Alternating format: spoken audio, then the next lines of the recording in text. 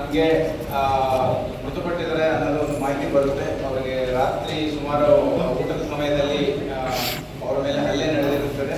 ಹಲ್ಲೆ ನಡೆದ ನಂತರ ಹಾಸ್ಪಿಟಲ್ಗೆ ಕರ್ಕೊಂಡು ಹೋಗೋಕ್ಕೆ ಪ್ರಯತ್ನ ಮಾಡ್ತಾರೆ. ಮಾರ್ಗ ಮಧ್ಯದಲ್ಲಿ ಅವರು ಮೃತಪಟ್ಟಿದ್ದರ ಮೇಲೆ ಅವರು ಹಾಸ್ಪಿಟಲಲ್ಲಿ ಮೃತ ಘೋಷಿತ ಮಾಡಿದಾದ ಮೇಲೆ ನಮ್ಮ ಪೊಲೀಸ್ ಸ್ಟೇಷನ್ಗೆ ಮಾಹಿತಿ ತಿಳಿದು ಬಂದಿದೆ.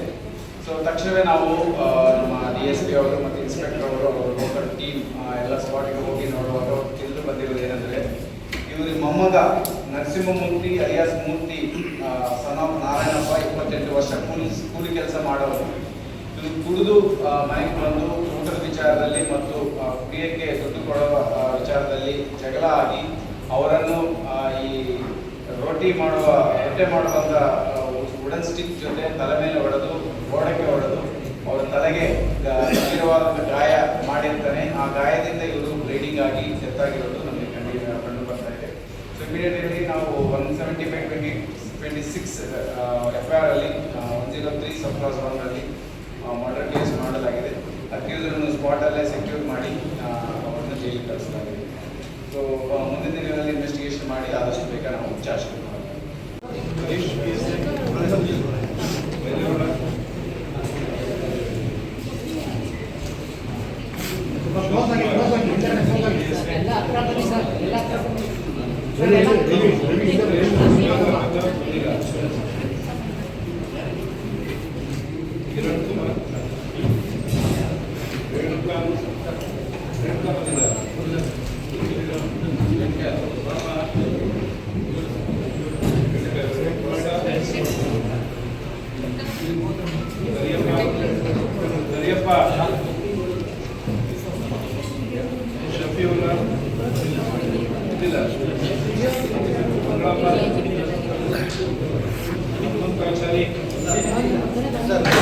ತಿಳಿಸುವುದೇನೆಂದರೆ, ಸಾರ್ವಜನಿಕವಾಗಿ ನಿಮ್ಮ ಮೂಲಕ ನಾವು ಅಪೀಲ್ ಮಾಡೋದೇನೆಂದರೆ, ನಮಗೆ ಆಸರೆ ಅಂತ ಒಂದು ಅಭಿಯಾನ ಇದೆ.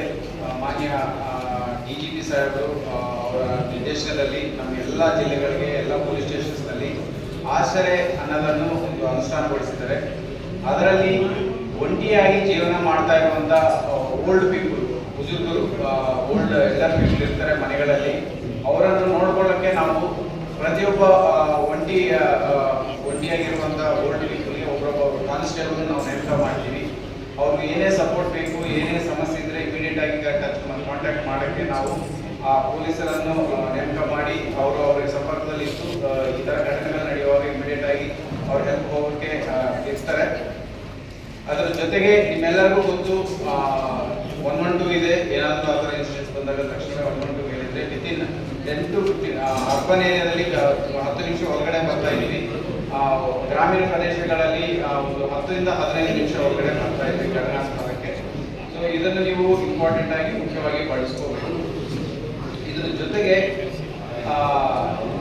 ಎಲ್ಲರಿಗೂ ಗೊತ್ತಿದ್ದಂಗೆ ಈ ಯಾರಾದರೂ ನಿಮ್ಮ ಗ್ರಾಮಗಳಲ್ಲಾಗಲಿ ಮನೆಗಳ ಹತ್ರ ಆಗಲಿ ಹೊಸೊಬ್ಬರು ಯಾರಾದರೂ ಸಂಶಯಾಸ್ಪದ ರೀತಿಯಲ್ಲಿ ಓಡಾಡೋದಾಗಲಿ ಬರೋದಾಗಲಿ ಇದ್ದರೆ ತಕ್ಷಣವೇ ನಿಮ್ಮ ಲೋಕಲ್ ಬೀಟ್ ಕಾನ್ಸ್ಟೇಬಲ್ಸ್ಗೆ ಆಗಲಿ, ಈಗ ನಾವು ಮನೆ ಪೊಲೀಸಿಂಗ್ ಒಂದು ಶುರು ಮಾಡಿದ್ದೀವಿ. ಮನೆ ಪೊಲೀಸಿಂಗ್ನಲ್ಲಿ ನಾವು ನೇಮಕ ಮಾಡಿರೋ ಕ್ಲಸ್ಟರ್ ಹೆಡ್ಸ್ ಅಂತ ಇರ್ತಾರೆ, ಅವ್ರ ಜೊತೆ ಆಗಲಿ, ಇಲ್ಲ ಅಂದರೆ ಬೀಟ್ ಸದಸ್ಯರು ಇರ್ತಾರೆ ಅವ್ರಿಗಾಗಲಿ, ಇಲ್ಲ ನಮ್ಮ 112ಗೆ ಮಾಹಿತಿ ತಿಳಿಸಿದ್ರೆ ನಾವು ತಕ್ಷಣಕ್ಕೆ ಬಂದು ಸ್ಪಾಟಿಗೆ ಬಂದು ಅವರನ್ನು ಹಿಡ್ಕೊಳ್ಳೋಕ್ಕೆ ಸಾಧ್ಯ ಇರುತ್ತೆ. ಅಂಡ್ ಅದಾಗಲೇ ತಾವು ಸಹ ಎಲ್ಲರೂ ಗಂಭೀರವಾಗಿ ಪರಿಗಣಿಸಬೇಕು. ಯಾರಾದರೂ ಆಚೆದವರು ಬಂದರೆ ಅವ್ರ ಜೊತೆ ಮಾತಾಡೋದು, ಸಂಪರ್ಕ ಇಟ್ಕೊಳ್ಳೋದು, ಅವ್ರು ಹೇಳಿರೋದು ಕೇಳೋದು, ಅವ್ರು ಏನಾದರೂ ಕೊಟ್ಟರೆ ತಿನ್ನೋದು, ಇಲ್ಲ ಬೇರೆ ಇನ್ನಿತರ ಕನ್ವರ್ಸೇಷನ್ನಲ್ಲಿ ಮಾತುಕತೆಯಲ್ಲಿ ಅವ್ರ ಜೊತೆ ಮಾತಾಡೋದು, ಇದೆಲ್ಲ ಮಾಡಬಾರ್ದು. ಗಂಭೀರವಾಗಿರಬೇಕು. ಯಾಕಂದರೆ ಇತ್ತೀಚಿನ ಕಾಲದಲ್ಲಿ ಫ್ರೀಡಮ್ ಆಫ್ ಮೂವ್ಮೆಂಟ್ ತುಂಬ ಜಾಸ್ತಿ ಇದೆ. ಒಂದು ಬೈಕ್ ಇದ್ದರೆ ಎಲ್ಲಿಂದ ಎಲ್ಲಾದರೂ ಬರ್ತಾರೆ, ಕಾರ್ ಅಂದರೆ ಎಲ್ಲಿಂದ ಎಲ್ಲಾದರೂ ಹೋಗ್ತಾರೆ. ಸೊ ಈಗ ಕನೆಕ್ಟಿವಿಟಿ ತುಂಬ ಹೆಚ್ಚು ಆಗಿದೆ, ಮೊಬೈಲ್ಸ್ ತುಂಬ ಹೆಚ್ಚು ಆಗಿದ್ದಾವೆ. ಹಾಗಾಗಿ ಯಾರು ಎಲ್ಲಿಗಾದರೂ ಬರ್ತಾ ಇರ್ತಾರೆ. ಸೊ ದಯವಿಟ್ಟು ಯಾರು ಗೊತ್ತಿಲ್ಲದೆ ಇರುವರು, ಸಂಶಯಾಸ್ಪದವಾಗಿ ಓಡಾಡ್ತಾ ಇರುವವರ ಜೊತೆ ಸಂಪರ್ಕ ಇಟ್ಕೊಳ್ಳೋದು ಬೇಡ. ಅಂಡ್ ಜನಸಾಂದ್ರತೆ ಜಾಸ್ತಿ ಇರುವ ಕಡೆ ಓಡಾಡಬೇಕು. ಒಂಟಿಯಾಗಿ ತೋಟಗಳಲ್ಲಿ ಓಡಾಡೋದು ಅಷ್ಟು ಒಳ್ಳೆಯದಲ್ಲ. ಹಂಗೇನಾದರೂ ಮನೆಗಳು ಒಂಟಿಯಾಗಿದ್ದರೆ ದಯವಿಟ್ಟು ನಿಮ್ಮ ಡೀಟೇಲ್ಸ್ ಪೊಲೀಸರಿಗೆ ಕೊಟ್ಟಿರಬೇಕು. ಆಮೇಲೆ ನಿಮ್ಮ ಮನೆಗಳನ್ನು ಪಿಕ್ ಪಾಯಿಂಟ್ ಆಗಿ ನಾವು ಗುರುತಿಸಲಾಗುತ್ತೆ. ಜೊತೆಗೆ ಮನೆ ಹತ್ರ ಕ್ಯಾಮ್ರಾಸ್, ಈಗ ಇತ್ತೀಚಿನ ಕಾಲದಲ್ಲಿ ಕ್ಯಾಮ್ರಾಸ್ ಅಷ್ಟು ಕಾಸ್ಟ್ಲಿ ಇದೆಲ್ಲ, ಒಂದು 5-6 ಸಾವಿರದಲ್ಲಿ ಒಂದು ಒಳ್ಳೆ ಕ್ಯಾಮ್ರಾ ಬರುತ್ತೆ ವಿತ್ ಇಂಟರ್ನೆಟ್ ಕನೆಕ್ಟ್ ಮನೆ ಹತ್ರ ಅಳವಡಿಸ್ಕೊಳ್ಳಿ. ಯಾಕೆ ರೆಕಾರ್ಡ್ ಮಾಡೋದು ಒಂದೇ ಅಲ್ಲ, ಕ್ಯಾಮ್ರಾ ನೋಡಿದ್ರೆ ಜನರು ಸಹ ಅಲರ್ಟ್ ಆಗಿರ್ತಾರೆ, ಯಾರು ಬೇರೆ ಥರ ಕೆಲಸ ಮಾಡೋಕ್ಕೆ ಎದುರ್ತಾರೆ. ದಯವಿಟ್ಟು ಈ ವಿಚಾರಗಳನ್ನು ಕಟ್ಟುನಿಟ್ಟವಾಗಿ ಪಾಲಿಸಿ ಸೇಫ್ ಆಗಿರಬೇಕು ಅಂತ ನಾವು ತಿಳ್ಕೊಳ್ತೇವೆ.